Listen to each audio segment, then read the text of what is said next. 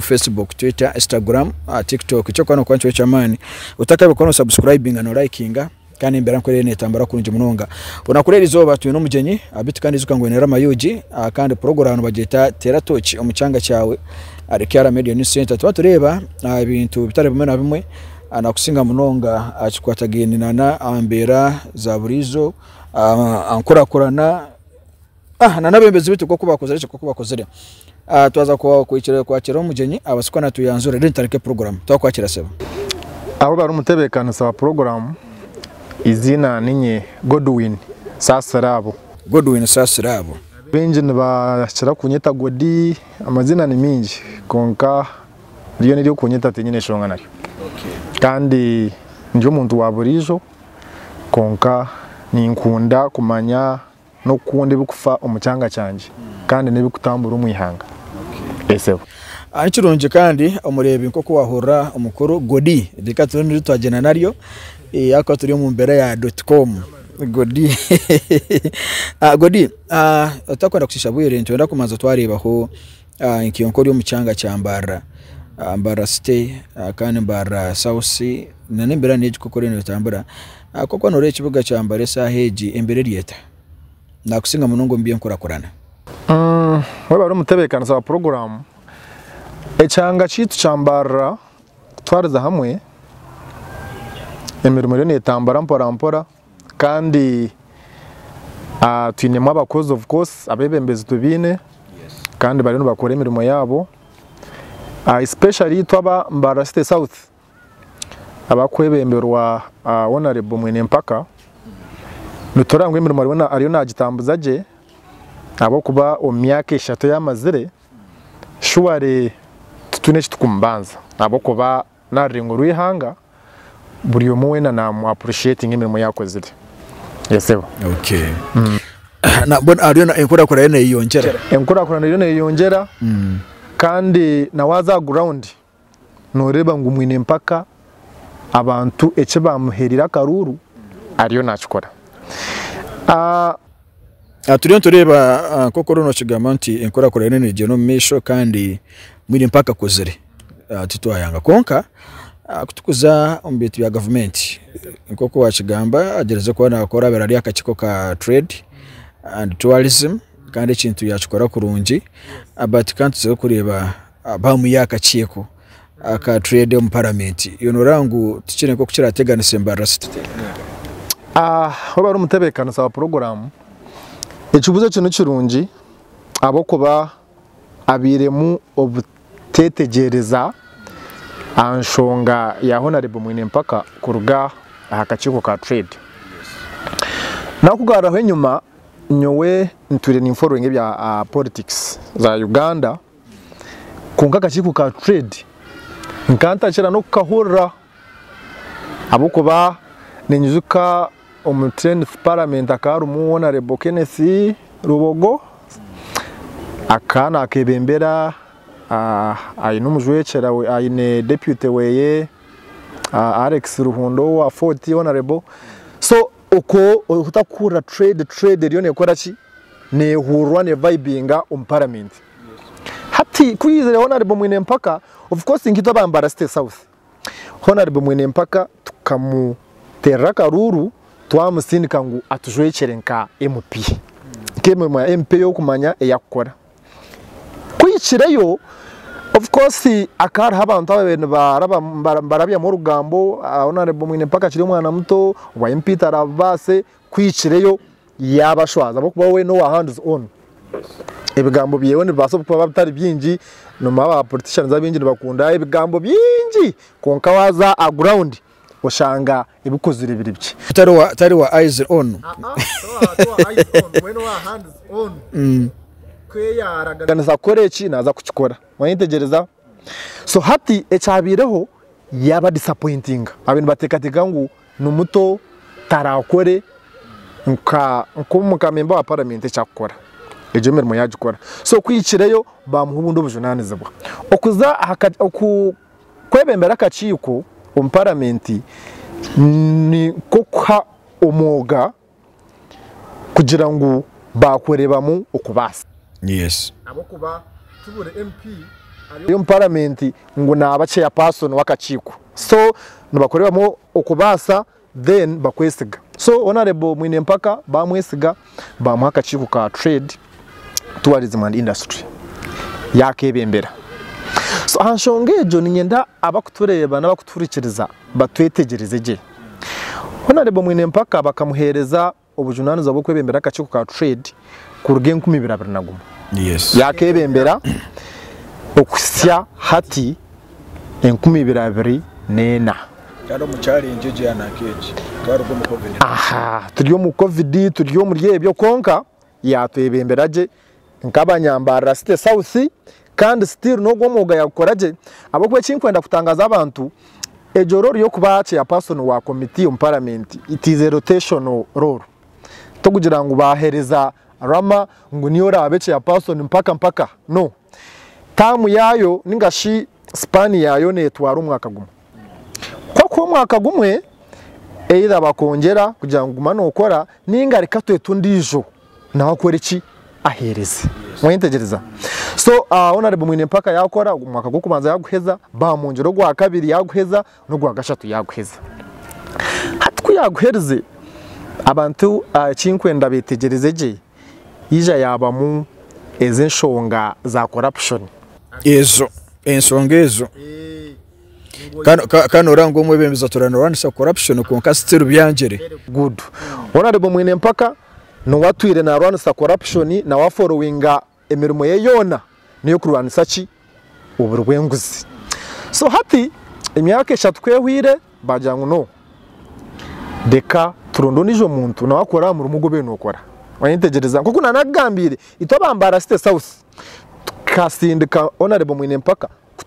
ciciro mu parliament wanyitegereza hikafu nugundo mwoga kandi cyabonera ko kuborike ya person wakachiko ka parliament we nakachiko ko kwebembera naroho Ebintu kabibera ningacumwe nkito abo kwebembera ibitwa kubasa kuba tuganyurwamo eco kubanza hati inko ministry ya trade abo kubache ya person wa wakachiko parliament ni overseer for example hati nkaona Mwine Mpaka abari ya trade tourism and industry so nana mbwena narikarisoriso gumana rebo mu ministries ezo wayintegereza ebintu nibigenda bita uburwenguzi bwabura umuntu wakubana burwanisa abo kuba we nana yenda ku ngu esente zo mu homushoro zikoresewe je wayintegereza because omuroro za parliament arumu oversight roles kugira ngo wene kuba no gumano te kugwerisho no jo twunga she sente zabezine kubana zikoreye ki umu ministry ji kikakorwa so Honorable Mwine Mpaka eco yakikora so hati kuyabire wa allegations nintekateka ngu NRM Noreeba President Museveni ogu hine kuko yahangirwe tinkumanyoba bana no muntu nkitwe inengere yakoreba mwe bintu so kubagira umuseki bashitama baganira bajangu no Honorable Mwine Mpaka abari abenayebembera akachiko ka trade wanyitegereza yine ba MPs abandi abutuyontuza kucondozaho abwa uburwenguzi wanyitegereza ngweno kayatukorire je reports kazukozere kacondoza akacondoza esente zo mu mushora izukuza ngweno hati ubutujire mu skando eje ya yo kucondoza abamwe abebembezi aba MPs kucondoza abamwe ba MPs nibagira ngo bine sente zibari yangatanize so nibenda kuzicondoza kandi Mwine Mpaka nawo byatwiremo so ninjaseke yagira ngo no ntubasa gukora ki ntubasa kugira abantu abandi abitwakora ki abitwahirizo bujunani zibwa wanyitegereza abo kuba Mwine Mpaka na warwanisa karwanise ngwenu deka tufuna abandi bantu nabo batakira kandi zuka ngo parliament nene ba MP urumuste bakuri barengo muri bitano kandi bari MP no kwana korogomoga MP na qualifying korogomoga go bace ya person so washanga ngo MP wawe ahirwa kakagisha ko kugira ngo abece ya person wakachiko nugubaguriye mugisha aha abantu abakwebembera then kine nenda kugambera itwe ngabanyambara site south MP twakuba ari akakiiko nanagambire ninke ebintu bibiri ninga kimwe ekyakubasa kuyamba imwe abamutera akaruru nabasa kurubinga twayintegereza katugere ngu hine for example hati nkabana bari ari biro mu town bakane benda garaji yabo kuba ibintu benda kugitereza mwayintegereza so Honorable Mwine Mpaka yagira nkuko yakora ki kuko yarabera kugira ngo nayibembera kakakiko mwayintegereza nabasa kurubinga kasente mwayintegereza agire nkuko yakora ki nkuko yayamba abantu babakwebembera mwayintegereza n'ibindi bintu binje byakozere abo kuba kiri ngo kuba uriyo ministry ya agriculture wano kubunda abantu babo kwebembera nicikwanguhira bane benda nkembibo mwayintegereza kugira nko kuwa bakuba none manya office eji nagitahamu babasa kunyambise omubwire buke so atokubache ya person wakachikwa ko nicikuyamba kurobingira abantu bawe in case kwa bene kibakwetenga umuhanda gwa rayinejo eyorumu eyokusavinga ngache ya person then ekindi hati Noreeba twine muba propagandists abibigambo of course niwe Noreeba mutebekanisa basa kuburi okore no okore emirimo yawe kunkai no kushanga emirimo wazikoraje kunko umuntu yajata kunka nyogo umuntu nantama wayintegereza odine shonga nawe wayintegereza hati echo kubacha bina Noreeba Honorable Mwine Mpaka akija ari nko musigazi ejukanwe yabe natwebembera mu Western Uganda no yabari youth MP representative witwa Western Uganda bono gobo yiza bari omunyeto ko naza kutuya atabantu bagumana basoya mu bigambo kunga shoko munyeto wono ngo munyeto nakozo mu parliament atwebembere kano ore barahambo na ebyena bitwaza mpara konka kora cyenyine koso sema yindi rabembere za kubembe we yaza ground yashaba karuru abantu bamukora ki bamwesiga bamwakaruru kuyagireyo ebyakoze nibyegambera ijo tube batferize performance y'abebembezi ba constituencies abitweta ba MPs performance mweni yaba baka ba parliament ihangariona tuyine ba MPs bakurenga bitanu Honorable Mwine Mpaka aizira amwanya gwa munana ihangariona Western region no kubaza ihangariona Western region no kubaza taro cyo kugira ngo haturiyo tukora ki ngo ngweje no politics list we nakora aba responsible bakora list bakora ki bagikora izira mwanya gwa manana so ato mundu yana jango kutakozere cyamanye sango naona ine mwinshonga zeye nko muntu ninga nata kumukonesha nanagambire karo bizukanguta ebyona list yo kuzaho kujya no wa manana uri Mbarara yo very good nango wakigambaje ati Honorable Mwine Mpaka mwino banjire ngo ni ninke kirabo mwino hanga katonge choncho yajata uri umwana muto na sindika gendo ko rabantu abo kuba umuntu yakora Mbarara state south yakwebembera na Mbarara state ataraji mwishogo niza kugambira ibyayambere Mbarara state ataraji tukugira ngo ni Mbarara state south yonga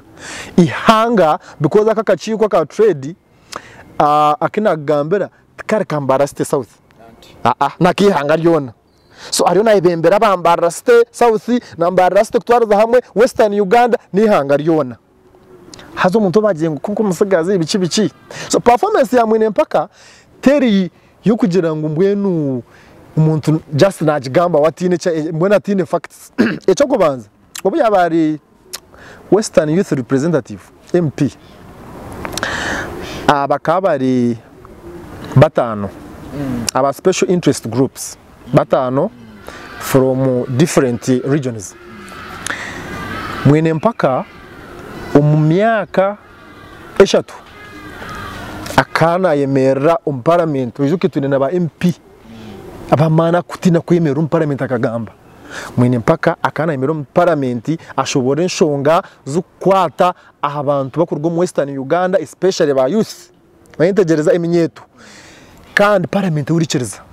statistics za Akoziire aroho media group abene zunani zibwanshonga za parliament na recording zone za parliament eka voting Mwine Mpaka nko ba special group special interest group seze zinagambira itanu aba bantu batanu bakuri representing regions Mwine Mpaka akari yo kubanza 2016